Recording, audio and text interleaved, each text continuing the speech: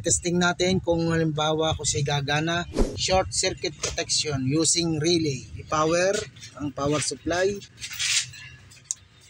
Pag minuhay mo ay automatic green. Wala pa ring ilaw yung ilaw at try nating i-switch. Push button switch. Ayun. Ngayon, tatry natin siyang i-short para maiwasan ng short circuit. Tingnan natin kung mamamatay ang ilaw. At ididikit natin, i-short natin yung dalawa. Okay, let's go short. Ayun, nakita nyo.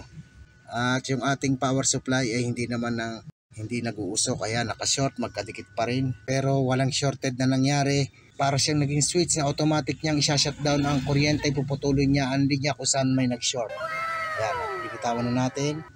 Ayan, naka-green pa rin. Para mag-on uli yan, halimbawa, naayos nyo na yung circuit at natanggal nyo na yung shorted, iyon nyo lang uli yung push button switch. Okay, pare. Ayun, pipitutin nyo lang. Nabuhay na. At pag sinort natin, Patingin nga. ayun, nag-green siya. Simple lang ang paggawa nito. Sana ay nakatulong sa inyo at pwede natin ikabit ito din sa mga power supply ng mga niloload nyo kung sakali may short para maiwasan ang mga sunog. Pahinsya na kayo at demo lang tong ginawa ko sa paggagawa. Pero kayo na lang mag-ayos kung saan nyo dapat ilagay ang switch. Pwede nyo i-download ang diagram dyan sa description kung paano ko ginawa ito. Siya nga pala doon sa ampere na ginamit, kung gaano kataas ang ampere. Depende sa relay na gagamitin mo. Ang ginamit natin dito ay 10 ampere. Ayan.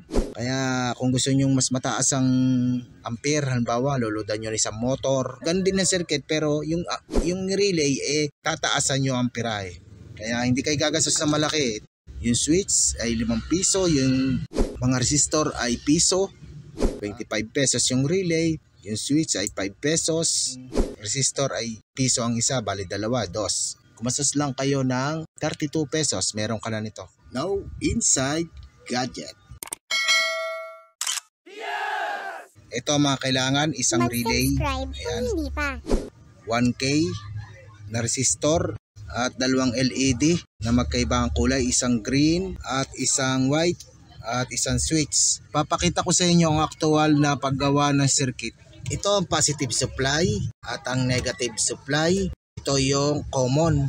Ito ang normally close at normally open. Pag ito na supplyan, ito ay yung normally close na switch niya ay lilipat ngayon sa normally open. Kaya siya na yung magsiswitch. Okay, simulan na natin.